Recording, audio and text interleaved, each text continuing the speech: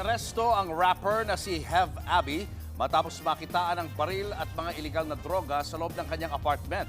Ang mga pulis may buwelta sa mga nagsasabing baka nagtanim lang daw sila ng ebidensya. Narito ang Frontline Report.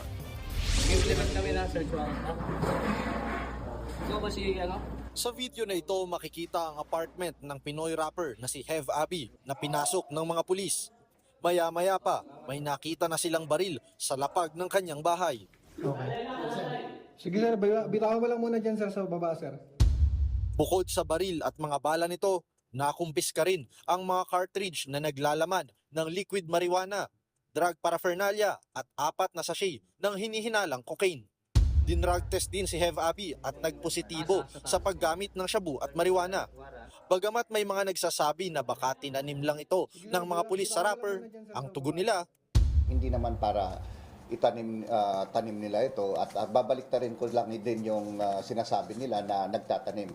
Baka lang din nagpapalusot lang sila para lang hindi maidiin sa kanilang mga kaso. And it is up to the court na magano doon kung sino ang nagsasabi sa amin ng totoo.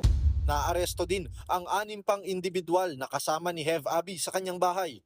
Meron pang 2 kasabwat na hindi nahuli, nakakasuhan din.